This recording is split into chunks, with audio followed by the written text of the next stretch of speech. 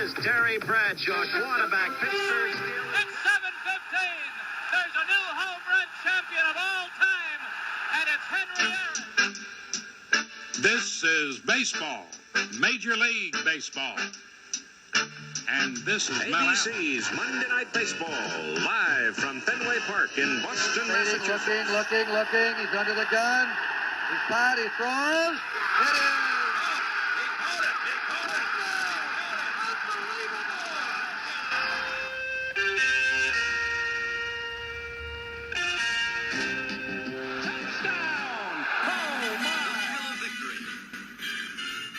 February is in our rear view mirror, and we are on to March, and that means spring is near and spring training is here. Hello, everyone, and thanks for downloading another episode of the Past Star Prime podcast.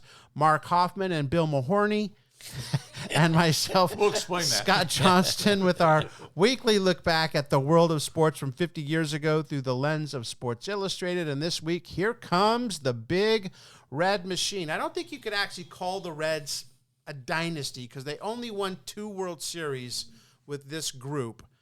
But Billy, that team was unbelievably talented. It sure was, and it's weird if you look at that cover. It's Clay Carroll, Carroll and Kirby and Don Gullett. Jack Billingham. Jack Billingham. Yeah. It didn't have Johnny Bench. No. It didn't have Pete Rose on there. Yeah. So it's sort of an odd taking of the Cincinnati Reds. That's well, because pitchers and catchers were That must have been it. Yeah, you're right. But I mean, think about the team: Johnny Bench, Tony Perez, Ken Griffey Jr., Ken Griffey, Cesar Cedeno, David Concepcion. I mean, Sure, even Dan Dreesen was Yes, a very good ball player, Yeah, he was. But He was. not at that level. In fact, Mark, I was going to say, obviously the Big Red Machine is known for those guys, all those Hall of Fame hitters, but you can't win without pitching. Yeah. And that was an unheralded group of guys. Yes. I looked up Clay Carroll's career numbers. Yeah. He was really good as a closer earlier on. Not that the closer for that team was, you remember? Raleigh Eastwick. That's right. And Will McEnany came in. Yeah, I love those guys. Yeah. But the whole key to the Red Machines was Sparky Anderson. There we go. He was a and linchpin. it's amazing because if you think about it, we talk about like actors and musicians who reinvent themselves. Well, here's Sparky, who leads the Big Red Machine, in the 70s, and then he's out. And then the Tigers hire him in '84, and then he wins a World Series with the Tigers and is synonymous with the Tigers for another decade. Absolutely. And wasn't it Sparky Anderson? We talked about months ago about him that he had sort of a bad temper, going up As a through player, as a player. Yeah. But then he became sort of beloved. He always had the white. I never saw him without white hair, but he became beloved as a manager of the Reds and the Tigers. I did a nice sit-down interview with Sparky at the ballpark once and did a whole feature on him. He was great, but this was in his later Tiger days. And stuff Well, the funny thing is that, I saw a picture of like him. I think it was him and Dick Williams before the 72 World Series. And, they look older than the three of us by a lot. And they're like 40. both in their 40s. Right. Well, that's what baseball does to you, man. Well, Sparky had premature, gray hair, so he Yeah. always looked like that.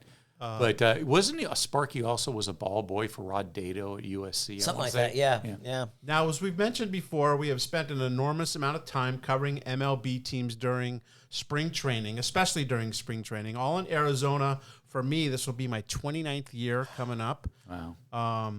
But what's the first thing you guys think of when you think of spring training? You got one memory that jumps out of you? I'll go first because I like to always give Are you guys saying a little prior time. to covering spring training or before? During covering. I got Covering. Okay. So for me, one year, I'm covering the Padres and Will Venable.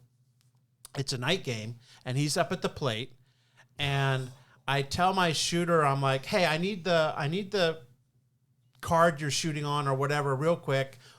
He's not going to do anything.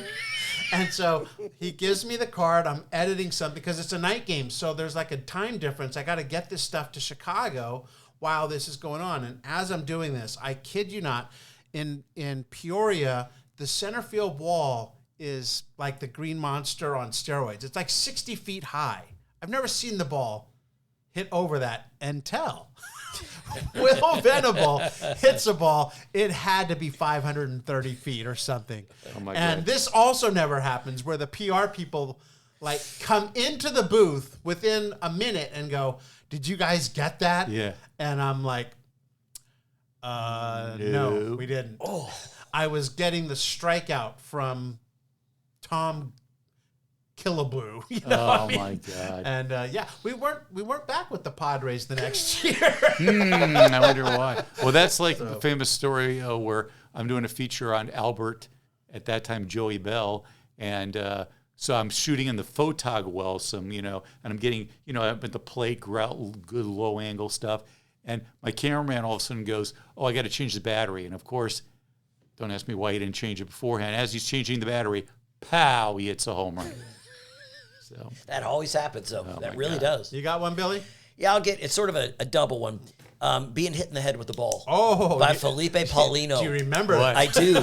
And the thing is, he hit me, and it hit me on the neck, and But really, the back of the head. right here. And I didn't go down. I picked the ball up and threw it back and said, "Keep practicing." And the guys came up and said, "Everyone thought you were going to go down crying." I didn't, so I was good there. Did you rub it?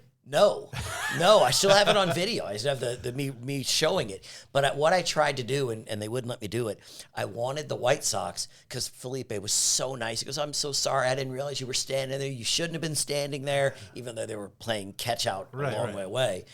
I wanted the White Sox to let me be wheeled in a wheelchair and walk up to Felipe and go, "Hi, Felipe, I'm all right." Like I had brain damage, because he would have just went, "Oh my God."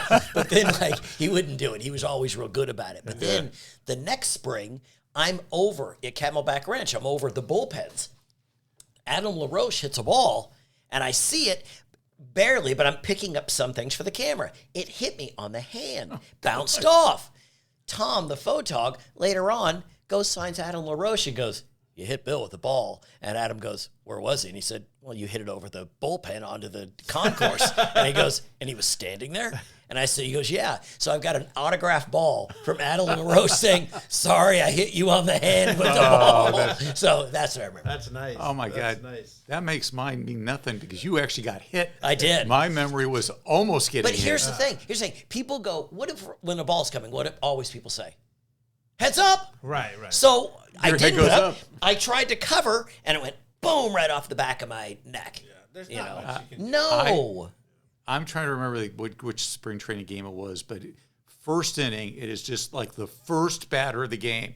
And I'm up, in the press box, and I went down like this, and I hear and my head went up, and I'm seeing the foul ball going like this, and I just went I tucked my head to the left, and I went whizzed right by my head. And I saved the ball. I picked it up and said, "This thing came inches from killing me."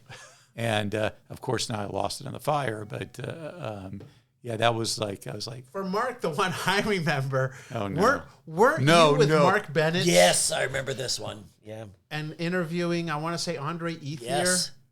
Oh, and the camera broke. No, the camera didn't break. Camera just dissolved. and Ethier, who sometimes didn't have the most patience, was really patient. He was just like, "Oh yeah, I gotta go get it fixed," and stuff like that. That was so funny. And remember the one, Joey, one of the camera guys, great guy, had told that Mark Bennett had it in the back of his truck, was Just all driving all over the wheeling. place. And Mark's like, "I don't do that." It literally fell. And Mark's, "We'll get this done. We'll be back with it. You'll be all right." And he stayed the whole time. Or when I got in trouble for approaching Prince Fielder and some of the Oh, players yeah. as they were walking to the club. Honestly, we could do a show on just all our experiences with that type stuff. For sure. Well, and my favorite memory too is the interviewing the Prince Fielder one year and asking him about his new vegetarian diet. Right. And he goes, "Well, there's no meat and cake." And that was just my motto for life now. There is no meat and cake. Yeah, he wasn't wrong. Nope. Start things off this week with the letter from the publisher, and it's about the legendary Walter Yost, photographer for SI, and how he showed up for work just hours after getting married. He's hip, and he's cool, and he's very professional, and nothing stops him from getting the shot. We had him on as a guest last year to talk about some of his great photos. Too many to count, to be honest, but one of them was Joe Montana Dwight Clark, known as the Catch. I emailed him to see if he was still married to the woman mentioned in the article, Evelyn Faza, and he wrote this: "Hi, Scott. We just celebrated our 50th anniversary. My wife goes by Ava. We have 2 sons, 2 grandchildren. Life is good, and it was the best catch of my life. So I guess Montana to Clark is second for him. So I enjoyed that little exchange with Walter. Mark, you got an ad. So Right. get us some money. There's a bunch of ads, and I might have done something similar to this earlier in our last year in the podcast, but it just gets to me. Vantage Cigarette goes, okay, we don't care if cigarettes are bad for you. We're just going to go with it. So their ad is to the 3 million people who started smoking this year. And they go, despite all the arguments against smoking, one simple fact remains. Last year, 3 million started to smoke. This year, the criticism will continue, and next year too. But after it is said and done, another 3 million will probably start smoking. Maybe the people who criticize smoking should stare the facts in the face. Then they might recommend that if you do decide to smoke but are concerned about tar nicotine, you might want to smoke Vantage. So there you go. Wow. Get off my back. You got to figure the people starting smoking, the 3 million, were, 18, 19 years old. Yeah. So now they'd be about 68, 69. Yeah. And I wonder of those 3 million people, how many are still with us? That's right. That's what I mean. All I hear when I hear the word tar. Yeah. And you're putting that in your body. Like you see someone Yes, tarring a driveway. I drove past that just this morning on but my that's walk. That's what you're putting in your body. Yeah. To me, I just, I've never smoked. So, I stick to the cake. Yeah. The meat cakes. Exactly. I would steal some cigarettes from my mom when I was 14 or 15 Could you years ever picture old. Mark smoking? No. Oh, Like, hey, yeah. Mark, We, what yeah. I'm doing, Because I thought it made you look like an adult, but then I got in, to athletics and running and didn't like smoke in my Did lungs. you just say adult? Yeah, I think you did. Adult. That's an adult. No, I'm an adult. Hey, again, we'll do that again. I'm thinking of another word. Adult. It's an adult show. Scorecard, Bill. Okay, Divine Empathy. This is about Reverend Michael Sheridan. He's the vice president of Creighton University. Well, he was listening to a delayed broadcast of the school's basketball win over Bradley when he wondered aloud, "Why am I so nervous? I know how this comes out," said a fellow Jesuit. "Now you know how God must feel." That's a perfect answer. Yes. It is. Perfect answer. Mark, they said it. Yes, they sure did. Rex Hughes, Kent State's basketball coach, after 51 personal fouls and 3 technical fouls were called against his team. Boy, that would slow the game down. Sure would. I have no comment. Actually, I have 4 no comments and 4 explanation points to go after them. And I'm sure some of them start with an F. Yes. Another adult. Yeah, another adult. That's right. Yes. That's right. You can say it again and often. What the hell? Mark, you're an adult. You should have had that off. Wave hello to the future. This is about a guy named Pat Fitzsimmons who wins the Glenn Campbell, like a rhinestone cowboy, LA Open over the likes of Johnny Miller and Jack Nicklaus as Tom Kite finished second, 4 strokes back. He was named by Golf Digest 1975's most improved player. But Billy, tell me about Pat Fitzsimmons. This was his moment. It was, because that was the only PGA tournament he ever won. The 1975 Glenn Campbell LA Open. But at the beginning, they say, if these aggressive and rather irreverent newcomers reach their potential, they're seeking the Crenshaws, Watsons, Kites, Mahaffeys, Pierces, and oh yes, Patrick Fitzsimmons. The change would occur in the tour would be fascinating. Well, pretty much every one of those guys, except Fitzsimmons, went on to be great. But think about it.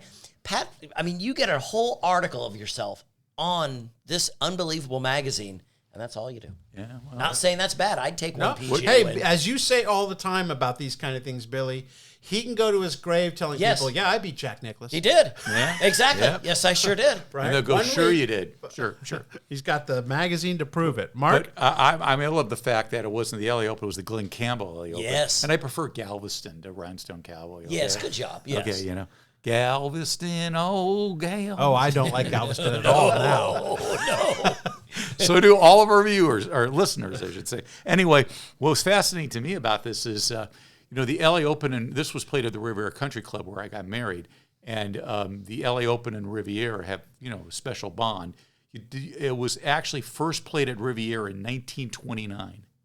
Wow. And then, Coming on then it 100 came, years. and then it returned in 1930, and again from 45 to 53, and then in 1973, and it's been there ever since, with I think 2 exceptions. There were 2 years it went there. So Riviera and the LA Open in February always. Yeah, I read that they moved it. For a while they were thinking about going to different, and then they must have just been like, "What are we doing? This let's is just do it." perfect. This Yeah. is so part of LA." So. Right. And I remember one year going there, and they said, besides, the leaders, make sure you get this amateur guy playing in there. And it was like a 14-year-old Tiger Woods. Oh. Very cool. Yeah. Very cool. They let the cats out of the bag. Alabama and Kentucky playing for tops in the SEC with just a couple of games left, and Kentucky gets the win 84-79, despite 34 points and 12 rebounds from a guy named Leon Douglas, who would go on to be the 4th pick of the NBA draft the following year. Billy, tell me about Grandpa. Well, Grandpa was one of those rough and tumble guys, man. He back to Bob Lanier for a 6-year NBA career. I think he went out to Phoenix as well. But he was also in a movie. Mark, do you know the movie? The Fish That Saved Pittsburgh. Boom. But one thing I liked, and it said, because after Douglas left the NBA, he went and played for the Olimpia Basket Pistoria, an Italian team, where he paired with Joe Jellybean Bryant, who at the time was raising his son, Kobe Bryant. Kobe would work at the games as a ball and mop boy and would practice shooting at halftime, with Douglas sharing every time one of our games at halftime. It was the Kobe show. He'd get out there and get his shot up. We'd come out of the locker room at halftime and have to throw him off the court. So even as a kid, Kobe was out there bringing it every day. Right. But the Fish That Saved Pittsburgh. Talk to me. The cast impeccable. Dr. J was in it. Meadowlark Lemon, who did not play himself in it. And neither did Julius Erving. He played a character named Moses Guthrie. Kareem Abdul-Jabbar was in it. Stocker Channing, Flip Wilson. Chick Hearn was in the movie. Interesting. Oh, I didn't mention. I should have mentioned that. Sorry about that off your movie Connie thing, Hawkins? Mark. Grandpa, with Alabama, they weren't the most successful team in the NCAA tournament, but they had a good year that year. Unfortunately, they lost to Arizona State in the first round of the tournament, and we'll talk about the guy they lost to here coming up. Oh, nice. I'm just going to Very name good. cast members the rest of this podcast. All by right, the way. good. Do it, man. Norm Nixon had a small role in it. Harry Shearer, Oh, wow. It's a good cast. It's not a good movie I've at never all. seen it. Oh, Never seen it. I horrible. said Chick Hearn. Really? Yeah. Let's go from college terrible hoops title. to some pro hoops. A green machine with 6 skiers. Celtics on a road trip. They were 24-4 on the road before they lost 3 of 5, including one against Bill Russell, who was the coach in Seattle, where the Celtics were up by 16 and then were outscored by 50 to fall behind by 34 behind a career-high 28 points from rookie center Tom Burleson out of NC State and a guy named Slick Watts. Oh, I remember Slick Slick. Watts was my 23. favorite player. He was Yeah. like bold and He had had the a headband. man. Yes, yes, He was yes. the best. Yeah, I specifically name looked was that He up. was So cool. slick. Yeah. He was really Yeah. slick. But, He was one of the first real bald guys, because I remember watching the NBA and everyone had the big afro, but Slick Watts came in and he was completely bald. Smooth. Yes, and slick. And this was the year, I mean, they had won the title the year before against the Bucks, and then the next year they would beat the Suns for the title. This year they wouldn't make it to the finals, the Celtics. But they lost, they talked about, to the Kansas City Omaha Kings. And that is great, because that might be the only instance I can remember in sports where 2 cities claim a franchise. Yeah. Because they were the Cincinnati, they were the Cincinnati Royals. Even before that, they might have been the Rochester Royals. But anyway, Cincinnati Royals, they have Oscar Robertson, it was the big guy. Then they moved to Kansas City and they become the Kansas City Kings. Then for like a year, they're the Kansas City Omaha Kings, where they split it. Then I think they went back to just being Kansas City, and then they headed to Sacramento. But it's just interesting where 2 cities go, that's my team. No, that's my team. I thought what they should have done is, I think their colors were red and blue. Like when you play in Kansas City, you wear like red. And when you play in Omaha, you wear blue. They That would way be you- now, for sure. Yeah. You know, absolutely. But despite the tough road trip, Boston, the defending champs, were 41-18, and a couple of Pauls were getting it done. Paul Silas with the Celtics 6-man, and a guy named Paul Westphal was playing under 20 minutes a game, but averaging 10 points a game. I always loved Paul Westphal. He's So one of did my I. favorites. And the fact that he was on the Celtics bench, he's turned into a Hall of Famer with the Suns. That's amazing to have that guy. Right? And he wasn't a big player on No, him. he was barely a rotational Exactly. player. Yeah. You got anything else, Billy? Boston, they lost. That was their second straight loss. Supersonics and Warriors. They hadn't lost 3 in a row in, what was that, 2 years? 71, 72. Yeah. Well, the next night they beat the Lakers and then ended up winning 18 of their final 23 to close the season. I think the Celtics recovered. Yeah. Yes, they were fine. The sport that came in from the cold, indoor soccer. Do they still have that? They do. They do. They do. I used to cover a team in Vegas, the Legends, and they're still playing. Would that be the equivalent of arena football to like the NFL? Yeah, or it's something? very fast. Yeah. And you get to use the walls and stuff. So, yeah, it's At one point, it was kind of on the rise Yes, it was. here. It was. I think that was when the MLS either went away or was really. But now the MLS has kind of got a foothold as America's soccer. Yeah. And yeah, I didn't even know they still had indoor soccer. So, run, Seaver, run. This was. I was so excited when I saw this cover because I was like, here we go. We've been talking about nothing but college basketball for what seems like a month and football and blah, blah, blah. Spring training is here, and one of the big storylines is Mets ace Tom Seaver. He won his second Cy Young Award in 73, but in 74, an off year by his standards, he went 11-11 with a 3.20 ERA in 236 innings. That's a Cy Young nowadays. Right. I was all ready to dive into some baseball, and Billy, there was nothing. Nothing. It was a couple There was pictures. a picture of Tom Seaver Seaver running and Bob Robertson sitting under like a bullpen. It was Walter Yost doing like a pictorial of early spring training, but there was nothing, virtually no content. So we will have to wait on that for when the preview comes out next month, I suppose. Well, it's just the color. It's giving you the color of spring training. Well, it's sort of confusing when it's on the cover of a magazine. I mean, you have a cover if it's as they say, don't judge a magazine by its cover. And I should, because I was expecting there to be. There's Clay Carroll. They'll probably have an article on him. Nope. Oh, Don Gullen. Nothing. Clay Carroll must be like, that is the weirdest. He's not mentioned in the article. In the whole magazine. There's no mention of him, but he's the front and center. It's not like it was the A's who, won 3 World Series in a row, or it's just funny. Big frog in a small pond. This is about a guy named Henry Lamoth, not your typical athlete, a 70-year-old belly flopper. You heard me right. He jumps from about 40 feet high into a pool of water, but to call it a pool is a misnomer. It's a puddle. It's 12 inches of water. You have to see the video. Google him. His name is Henry, Lamothe, Henry Lamoth. He's up there higher than most people have ever jumped off of a diving board, and he belly flops. He kind of curves his body so that his belly hits first, his arm and his legs are both pointed to the sky, and he hits the water, and then he just pops right up as if nothing. So first of all, that would hurt. Just, belly flopping hurts. But my God, if he does it wrong, I always, when I look at said these his body would pop if he's got air in him or something like that. How do you practice that? No, I know. How do you know you're good at that? Oh, he messed up. He's dead. Well, the amazing thing, remember, he's 70 years old when he's doing this. Yeah. Actually, that is nuts.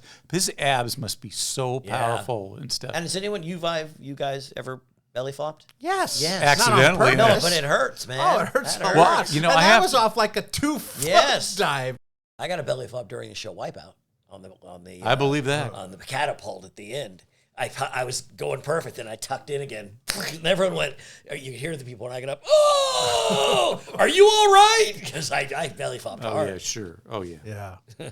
Very good. Let's move on to TV radio and one of the iconic voices of the 50s and 60s, Mel Allen, the voice of the Yankees, and This Week in Baseball, which was probably my favorite sports show as a kid. This article is about a new endeavor Allen is embarking on called Memories from the Sports Page, a 2-minute radio hit that will premiere in 9 U.S. cities. But, growing up, and he was, not really doing Yankee games the way he was in the 50s and 60s. I knew Mel Allen from This Week in Baseball. Yeah, an amazing voice. Yeah. You knew when you heard it. He had a little small part in the Little Naked Southern. Gun when he went, how about that? Which was his Right. trademark. Trademark. In fact, he has a plaque at Yankee Stadium And on his plaque it says, "How about that?" Oh, nice. But to me, you mentioned before, This Week in Baseball, that's Mel Allen. The voice, Yes, the it music, is. it's Yep. just... Dun, it's dun. Yeah, I mean, would you're- always watch it to see the be Tiger highlights Yep, in there. me I mean, too. Absolutely. Me And, too. every once in a while, my team was so bad when I first started that they weren't on very often. But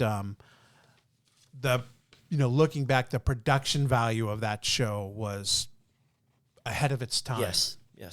So good. And I didn't realize this, but he was fired from the Yankees. All of a sudden, in like 1964, they never gave a reason. Nope. There were horrible rumors about drinking and drugs and all that stuff, but they hired him back to do TV games in the 70s, and he worked for him another nine years or something. He died in 1996 at the age of 83, and, right up there with the greats. Yes, he is.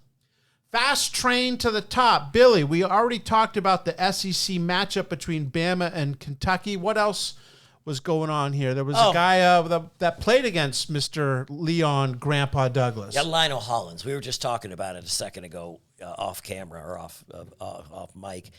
Lionel Hollins was one of my favorite players growing up, especially when he was with the Blazers. He could just play. And in college, he was excellent in college there as well. But ASU, unfortunately, in that 75 tournament, would lose to UCLA. Yep. Well, who didn't? Not if Indiana was playing them. Yeah, the big news was from Indiana. The Hoosiers were 26-0, but as we mentioned last month when we had the super sub John Laskowski on the show, they would suffer an injury mark that might have derailed their championship hopes. So they barely beat Purdue 83-82. That allowed them to clinch the Big Ten title, but they lost their top player, Scott May. He fractured his left arm early in the contest, was out 3-6 weeks, and then they ended up losing to Kentucky in the NCAA tournament, and that was their only loss that year. If May doesn't get hurt, they're probably making it to the finals to play UCLA, and maybe they probably beat UCLA, and you prevent Wooden from getting his 10th title. I mean, even the fact that we were gypped of a Wooden Night final. Talk about the two completely different styles and the passing of the torch and all that. It's really looking back, it's too bad that didn't take place. Sunchild in the icy nets. Jim Warden, Bill, who's that? He was a hockey goalie from California who played for Michigan Tech.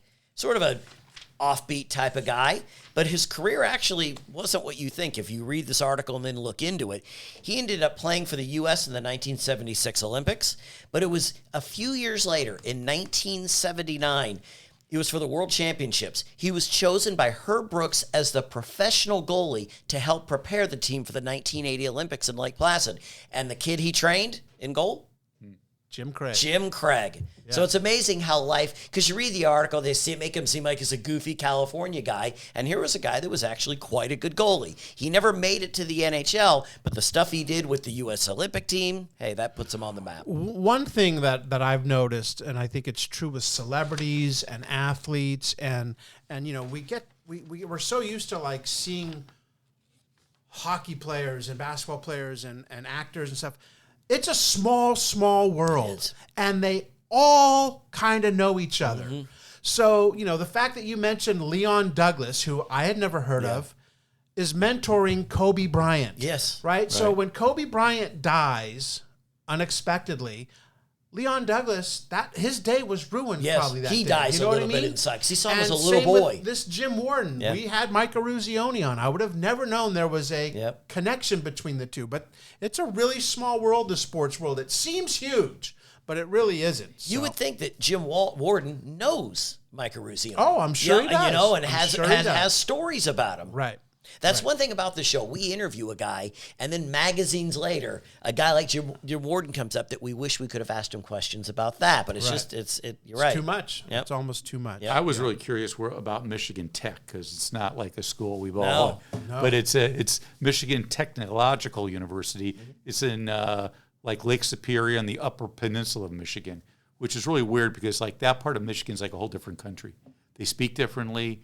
It's like a mixture of Canadian. Oh, yeah, it's really weird. For the record, we're getting close here to finishing up the March 3rd, 1975 baseball issue. Exactly. Sports Illustrated. A real baseball Tom issue. Seaver running issue. Bill, what do you got? I got two. Here's one. Amy Alcott. She got her first win on the LPGA Tour in 1975. She was 19 years old. She would go on to have 29 wins, including 5 majors. Yeah, And then- she's one of those, I don't know how many women golfers I can name. But and she's one of them. She's one of them. And she's in the Hall of Fame, Yeah. so she actually came a long way from her first win in 1975. And then There's no Pat Fitzsimmons. No one is. And Gary Groh, you go to hell on that one. Well, go back to the Kansas City Omaha Kings. Oh, yeah. Yeah, they actually had the best interdivisional record in the Midwest Division. They were 14-6, but they still trailed the Bulls. But they were led by Jimmy Walker and Tiny Nate Archibald. And Dynamite. Nate Archibald, yeah, I know. Nate Archibald with some good times there, wasn't it? Yeah. Nate Archibald was this dynamic little guy, but he was so exciting, and he could score the basket. Yeah, I saw Nate at the end of his career when I was like, yeah, he's good, whatever. But then you go back and you look at his numbers, and he had some years where he was like averaging 30 points and 10 plus assists, and I was like, wow, that's the Tiny Archibald that I never saw. But yeah, he was a phenomenal player. Billy, you got another one? Yeah, I'm just going to do it. It's just horse racing. Oh, okay. There was a horse that won the Santa Ynez Stakes. Uh-huh. It was a filly, but the jockey, his name, Bill Mahorny. Mahorny. How do you spell it? Mahorney.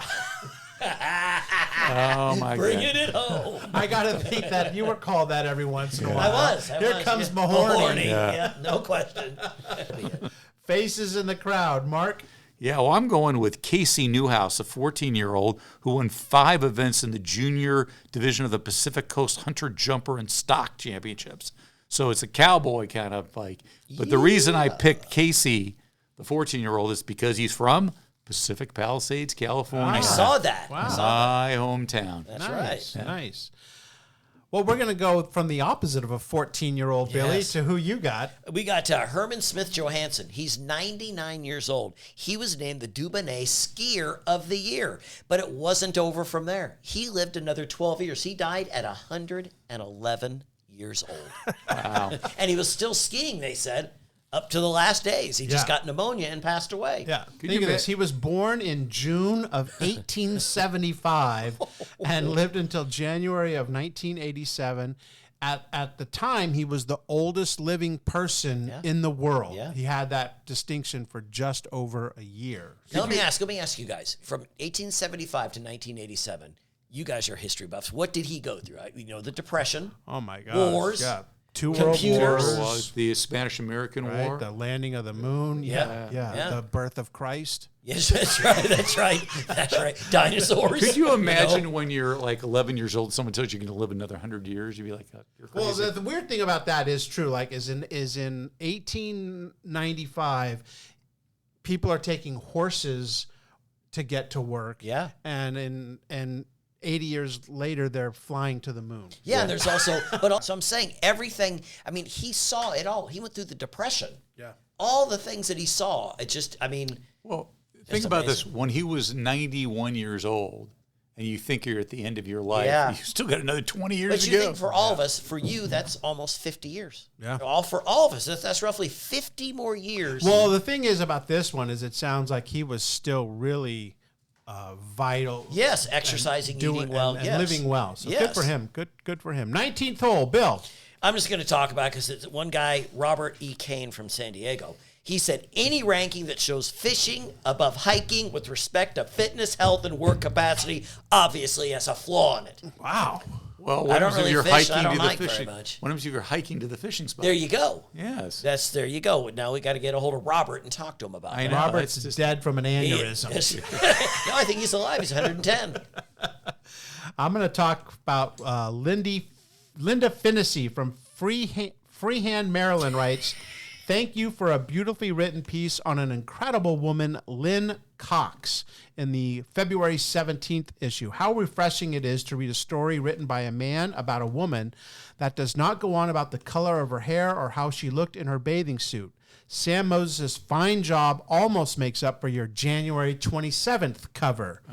Of course, those were different types of bathing suits that Cheryl Teagues were wearing, and apparently Linda wasn't happy with those. So I can't believe we have gotten to the end of the show without a guest, but in this case, she's just gotten out of the water, and we have definitely saved our best for last. Lynne Cox was a marathon swimmer, but that doesn't even begin to describe what she did in the open waters, and I'm not going to even try to describe it because Lynne Cox joins us now on the Past Our Prime podcast. Hi, Lynne. How are you today?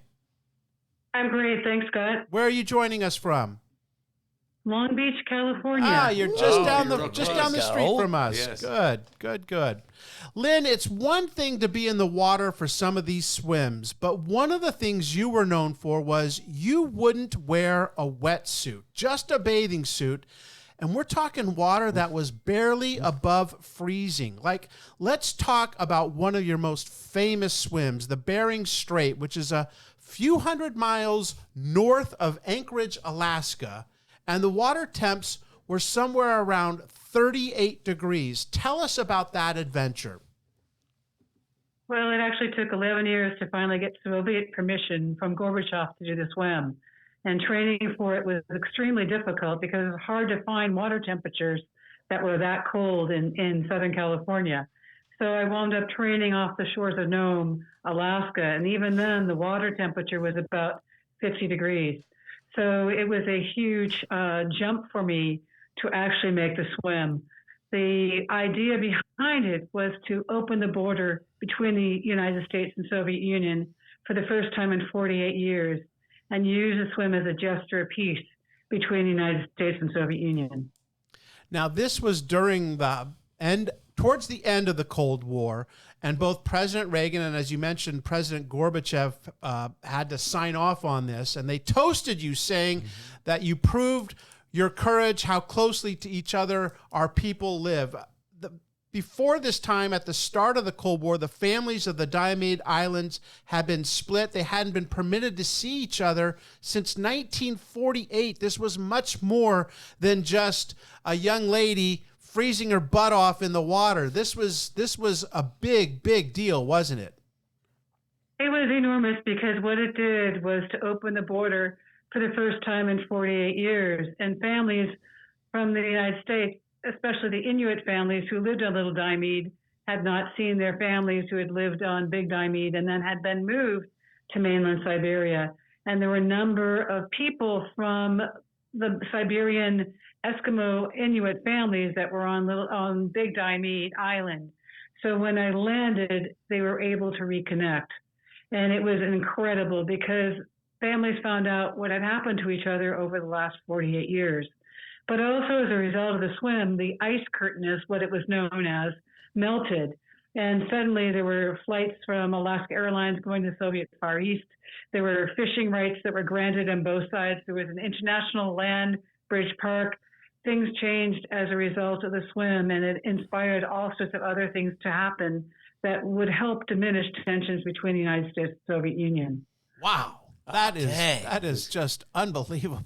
I think you need to do the swim again. I think we need some help in that front right now. Well, it'd be great to be able to do that, but it took all of my life to train for that moment, and I'm not in that kind of shape now. I think Mark's volunteering. Yes, he is. Oh, yeah. There's your coach, Mark. But what did it make you feel like when you hear that from like two of the most powerful leaders in the world to say that you helped ease Cold War tension?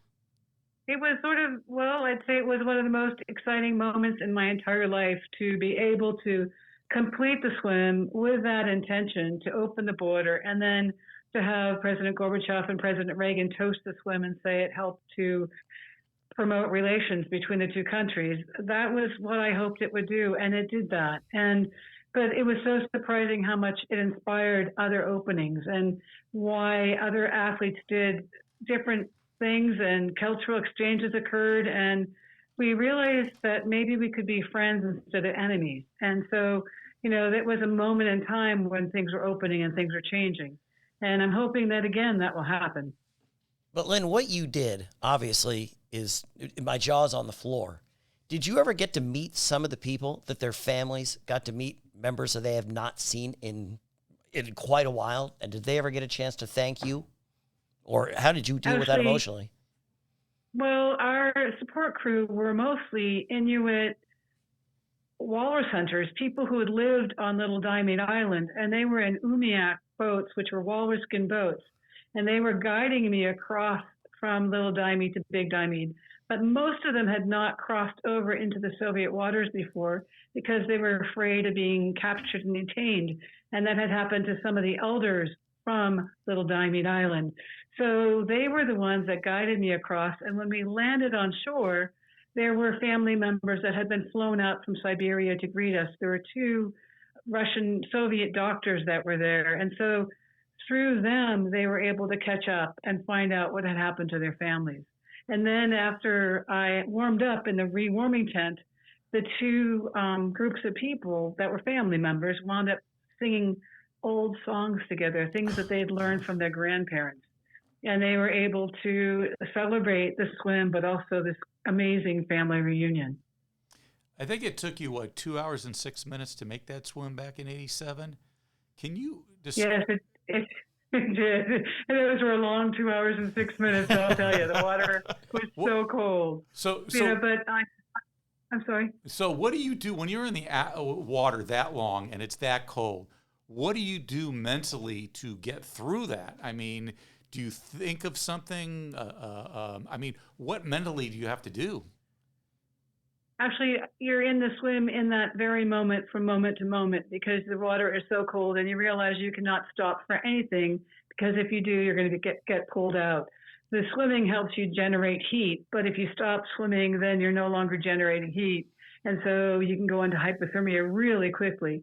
I was very fortunate to have Dr. William Keating on board one of the Zodiac boat, or the Zodiac boat alongside me, and Dr. Jan Nyber from the University of Alaska. And both of them were watching me to make sure that I didn't go into hypothermia. But the other part of the swim was that it was very foggy. And so we were supposed to meet the Soviets somewhere halfway across, but we couldn't see beyond 10 meters. So we were out there in the middle looking for them and they were looking for us. And all I could do is keep myself going and thinking about, I've got to make it to shore. I've got to keep going. And having the crew on board watching me and making sure that I was okay really helped. But I knew that I was risking my life doing this. You know, the thing is a lot of things what you're doing, people call the polar plunge, and they do that and they jump right back out of the water. But I got to ask, how do you prepare your body for that? Because when you hit that type of cold, your body's not ready for that. How did you prepare for that to know exactly when you went in that you were going to be swimming for a couple hours? Well, actually, I had no idea how long I would be swimming because, we initially thought we'd start from the northern part of Little Diomede Island and go straight across, which is 1.2 miles, or 2.7 miles straight across. But the current was so strong that we realized that we had to start at the very southern tip of Little Diomede Island, and that added distance to the swim. So I wound up swimming about 5 miles. And that's why it was 2 hours and 6 minutes long. It was a long swim. And toward the end of the swim, my fingers were starting to really turn gray and I was getting very cold. But my crew told me that I was very close to shore and I was encouraged by that. But out of the fog emerged a Soviet boat. And the crew on board told us that there was a welcoming committee about a half mile down the beach on Big Diomede Island. And could I swim there instead of landing 100 meters away? Why not? Exactly. Well, the thing was the whole thing was to reach out to the Soviets and to connect with them. And to not do that would have been incredibly disappointing. So we turned and paralleled the shore and went south toward the very southern tip of Big Diomede Island, and were able to meet up with the Soviets and the Inuit from Siberia and connect with them. This reminds me a lot of, we've talked to a lot of college basketball players, and sometimes the gyms there sometimes are in the high 60s, low 70s, yes. And they're freezing, These poor bastards are just having such a rough go. I'm sitting here just shaking my head. You talk about this like you're talking about taking out, the trash or something. This is not something that people do. And you did it, you seem to have the perfect mental grasp of what this takes, because you must know that this is not a normal human endeavor. Actually, the thing was that I built up to it. So when I was 14 years old, I swam the Catalina Channel. When I was 15, I wound up breaking the English Channel record for men and women, and the water temperature then was 56 degrees. So that was a swim that was almost 10 hours long. I did the English Channel again when I was 16 and broke the world record for men and women again, and then decided that I really wanted to do swims that had never been done before. So my coldest swim after that was in 42-degree water across the Strait of Magellan. And then from there, I did a swim in Iceland in 40-degree water. And I kept trying to do swims that were colder and further to build up and to also acclimate, and to also, as you asked earlier, to mentally prepare for a really cold swim. But still, it was a huge jump to go from 40 to 38 and to go pretty much into the unknown, because we didn't know what the currents were doing. We couldn't see where the landmass was. And so we were sort of going all over the Bering Strait trying to get across it. This is obviously, it's extremely dangerous. I mean, we're talking life and death if something goes wrong. Was there ever a time where something came pretty catastrophically close to being bad? Throughout the swim, we were all on edge, because there was a great chance that I could go into hypothermia or into cardiac arrest and die. So they were watching me throughout the swim very carefully. And then when you finish the swim, because you're no longer moving, you're not metabolically creating heat. So you get what's called an after drop. And that's where it becomes even more dangerous, where you can become severely hypothermic. And I was really fortunate, because the Soviets in advance had asked what we needed. And I said it would be great to have a rewarming tent and a sleeping bag. And so not only did they provide that, there was a physician named Rita Zakharova who had hot water bottles, and she placed them on my carotid arteries, around my neck, under my armpits, into my groin area. And those water bottles warmed my core up from the inside out. So if you warm the other way, what you do is, if you stand in a hot shower after you've been so cold, you take the cold blood from the outside of your body and you throw it into your core, and that can cause you to pass out, and it can also do all sorts of bad stuff to your heart. But Rita Zakharova knew that let's warm up the core first. So within an hour, my temperature was up to 102. Wow. It had dropped a couple of degrees during the swim, but that might have been caused by the after drop, because when I landed on shore, there were about 50 reporters from all over the Soviet Union that were there to greet us and to ask questions about what we were doing and why we were there. So your first big swim, if I'm not mistaken, you were like 14 years old and you swam to Catalina. What made you decide to do something like that? I had a great coach named Don Gambrel who was coaching Olympic athletes from all around the world. And he saw that I had the potential to do long distances. He saw that at the end of the workout, I was a lot faster than I was at the beginning. So he encouraged me to do a 3-mile rough water swim. And I'd sort of just been a mediocre swimmer in the pool. But when I did the 3-mile swim, I was 14 years old and I won the women's age group, and I came in third in the men's. And I thought, I really like winning. It sure beats being mediocre. And I love the sense of being in the open water and having to go against currents and think about what you're doing and change your stroke rate and look at what was around you. And there was no black line, but everything was wide open, and it was really you out there in the elements. And that was extremely exciting. So I heard about a group of kids from Seal Beach who were going to do Catalina, and I asked my coach to talk to their coach, and they allowed me to train with them just for 6 weeks. They've been training for about a year, and we started from Catalina Island at midnight and finished 12 hours and 36 minutes later. So that was the beginning of everything for me, and it was pretty much the end of their open water swim because it was so hard, and they never wanted to do another channel swim again. But that next day, I knew that I wanted to swim the English Channel. I take it you never watched Jaws. Were you ever afraid of sharks and stuff like Actually, that? I never watched Jaws. I will never watch Jaws. And I'm really super careful about sharks and where I swim. But the following year, then you do the English Channel. So this is crazy. I mean, now you're 15 years old, and you're in the water for nearly 10 hours, and then the following year, like 9.5 hours. I mean, could you sense yourself getting stronger? I mean, if you tried that a year earlier, it would have been a failure. But now that you're 15, you can do it.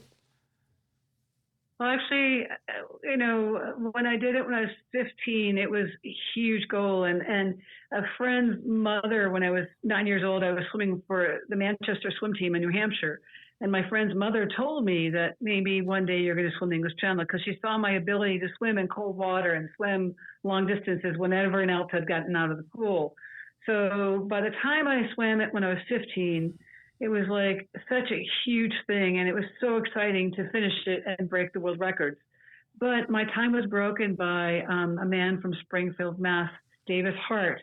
And I decided, there's a men's record and women's record, but I just want to swim it the fastest. So when I went back again, I wound up training harder and with more intention because I knew what to expect.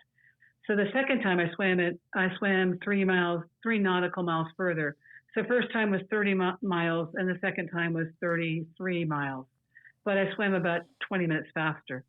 And the currents were a lot stronger. So I think back to your question, yes, I was in better shape the second time. I trained harder, and mentally I was much more prepared to go back again.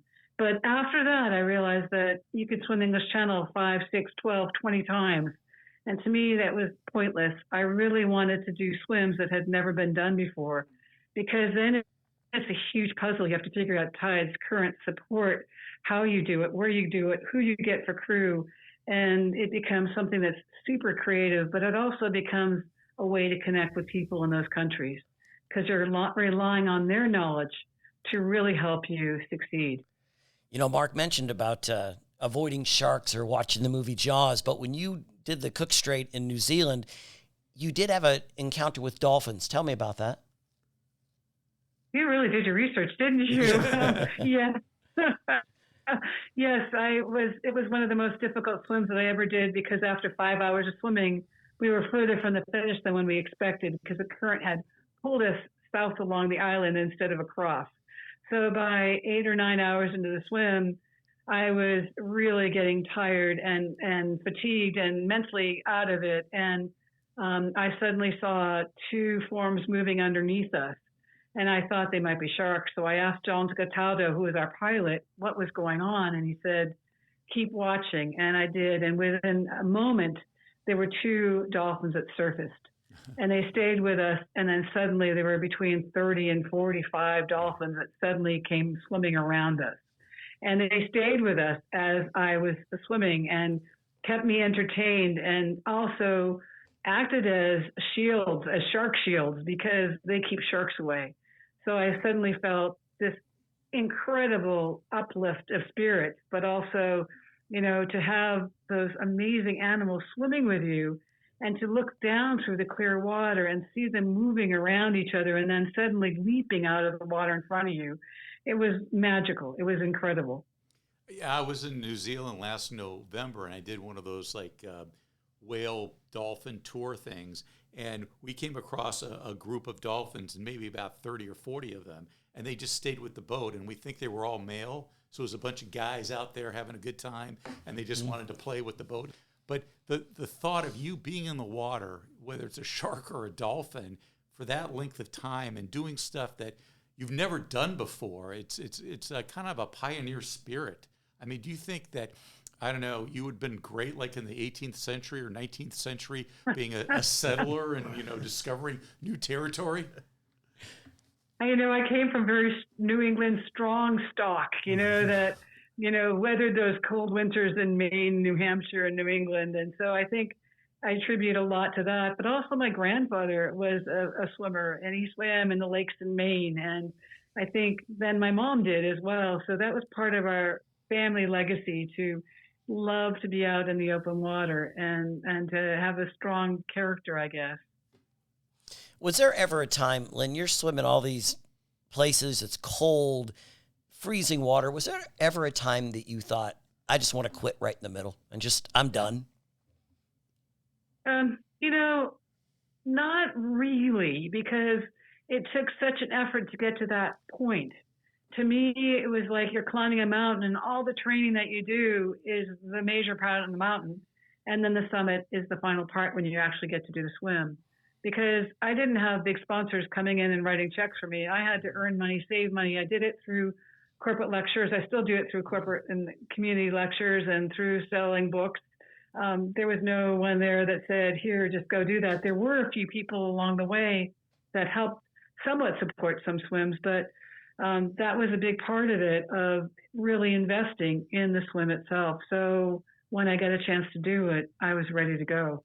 You know, you just mentioned that you're also an author, and I guess what was your first book? Was it Swimming to Antarctica, talking about what it was like to swim in Antarctica? And I guess that's one where you can't be in the water very long. Yeah, that swim was, it was about 25 minutes long, and it was 1.22 miles in 32-degree water. And the idea was really to try to see what I was capable of doing. And I was really lucky that I had some physicians that were along with me to make sure I was okay, and then boat support to do it. But that was a really challenging swim. You know, jumping into 32-degree really takes your breath away. But it was really cool to get toward the end of the swim and see penguins leaping off the glaciers and then swimming underneath me as I approached shore. And the water in Antarctica is so clear, it's like looking up through the sky. Wow. So you could see the penguins moving like dolphins through the water, and you could see these beads of air coming off bubbles of air coming off their beaks. It was beautiful. We are talking with International Swimming Hall of Famer Lynne Cox, and between the dolphins and the penguins, Lynne, this sounds like a Disney movie if I've ever heard it. And you know, some of these, you'd think people would know the things you have done. And I saw the movie, speaking of movies, Naiad, about Diana Naiad, and she's kind of a controversial figure, never one to not look for some publicity. But people like you and Sarah Thomas and a former guest we had on this show, John Kinsella, you don't get the publicity, and I have to think that's because that's not why you're doing it. You're doing it for the love of accomplishing things, and if the publicity comes, that's fine. But you really did some amazing things that you should have gotten publicized for. That's really, really nice of you to say. Actually, I really hope that the swims I did later in my life were swims that helped to connect countries and make a difference in the world. And after the Bering Strait, I did the Beagle Channel between Argentina and Chile. And in order to do that, the cooperation had to exist between Chile and Argentina. And it was at a time when relations were difficult. And so the swim was successful. It set a precedent for the president of each country to meet in the middle of the Strait of Magellan and sign oil rights treaties. So it's interesting how you can do something and it inspires people to do something even more important. And so I think that's what I was really trying to do through the swims as I did other things. But I also was trying to figure out how far can the human being go and what are we capable of doing.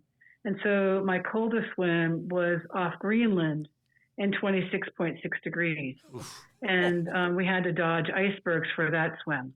And I was only in the water for 5 minutes, but it was so intense. And it was like swimming to Mars instead of just swimming to the moon, you know?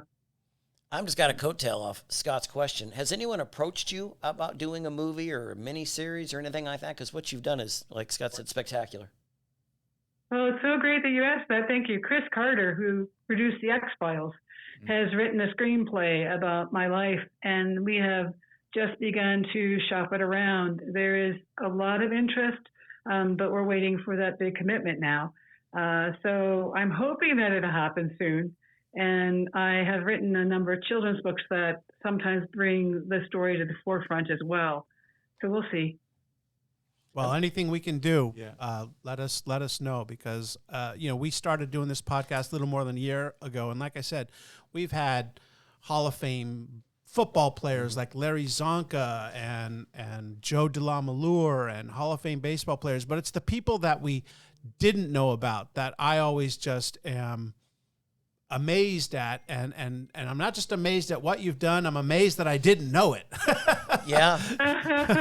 Yeah. Well, I appreciate that you're getting to know it, and I appreciate getting to talk to all of you. It's really been very special. Well, It's great to be able to share these stories with you. Let me ask, because the premise of the show is going back and looking at old issues of Sports Illustrated, and that's how we came upon you. What was it like to be in Sports Illustrated 50 years ago? Oh my gosh, it was so exciting.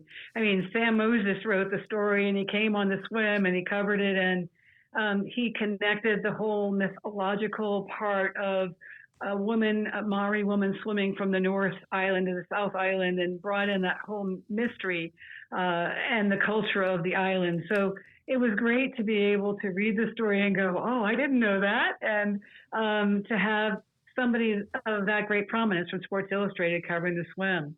It meant a lot to me. And it was exciting to come back home and to have people reading the story in Sports Illustrated and know that I've been able to do the swim. But the other part that was so exciting about doing the Cook Strait swim was really afterwards, because when I finished, people throughout the country had been listening all day long and into the evening about the progress of the swim. And so when I finally finished, there were people celebrating all over the country. But the next day at noon, all church bells throughout New Zealand are rung to celebrate the first woman swimming across Cook Strait. Wow. So, and then Air New Zealand said, let us fly you anywhere you want to go for 2 weeks, and we'll set up this whole tour of the country for you.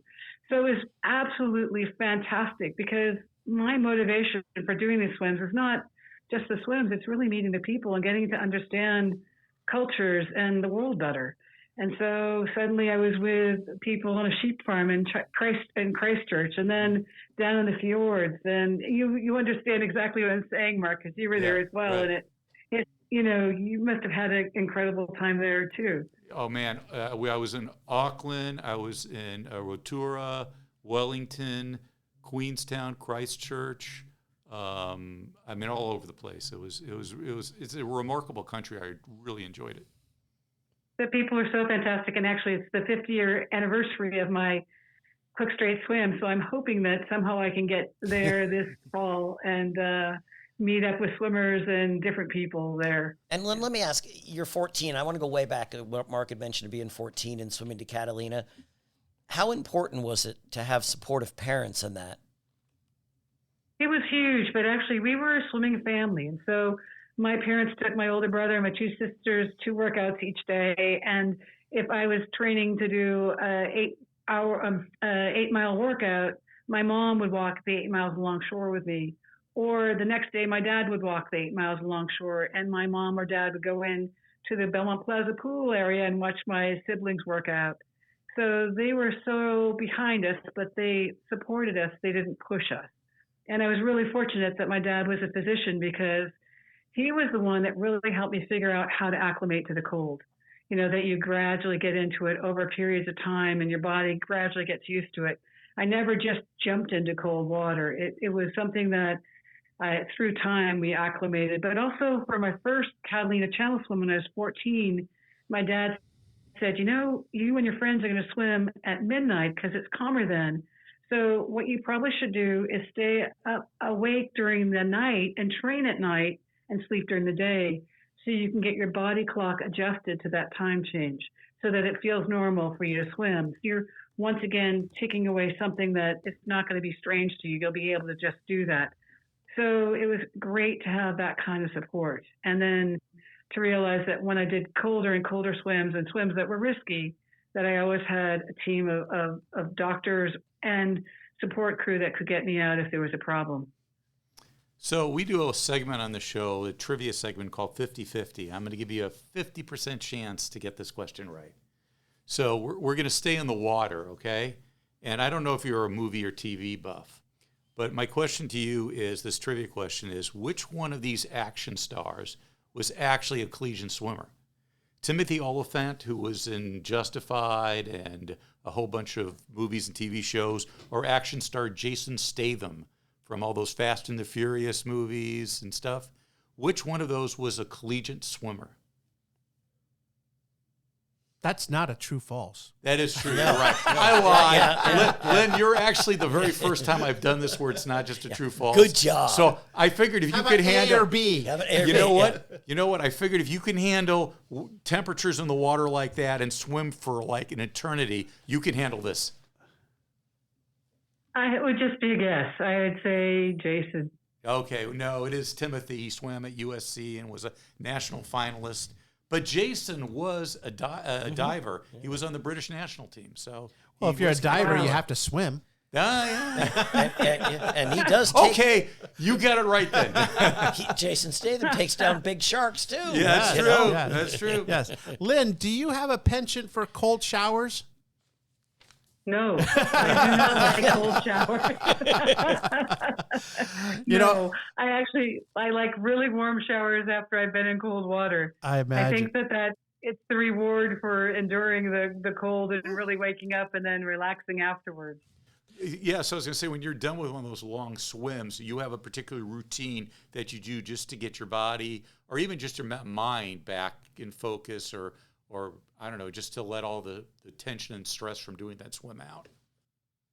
That is such a great question. I remember after swimming the channel the first time, the last thing I wanted to do was to get in the water the next day. And I remember calling my dad. It was a huge deal to call from England to California. And my dad's first response after he was excited and congratulated me, he said, you need to get in the water tomorrow. And I was like, why? He said, well, because you have all that lactic acid in your body from the swim, and you really need to get in there and stretch out, and you need to swim 2 or 3 miles. You can't just go in there for a short period of time. So what he taught me was that you really need to detrain after a big event, that it's too much of a shock on your body to just simply stop doing it because you've built up to that huge peak, and now you've got to come back down off the mountain. Lynn, I have to tell you, when your name came up, and I'm not trying to embarrass anyone here, but Mark said 40 years ago he reached out to you to do an interview with you, or he couldn't remember if it was to ask you out. And, of course, Bill and I have had a lot of fun with that, teasing him about Many that. times. And, of course, it was to interview you then, and I'm glad he reached out to you to interview you now because this has been one of the best shows we've ever done. So thank you. I'm glad he called then. I'm glad he called now. Thanks for coming on the Past Our Prime podcast. This would have Thank been in you the very mid-80s. much. This would have been in the mid-80s, I think. Yeah. Well, great talking to you then, and really fantastic talking with you now. Thank you very much. You're the best, Lynn. Thank you, Bill. Lynne Cox, Really, thank truly you. an exceptional athlete and more so Yes. an exceptional person. That's it for this week. Thanks for listening. Thank you, Lynn, for Bill and Mark. I'm Scott, and we are Past Our Prime.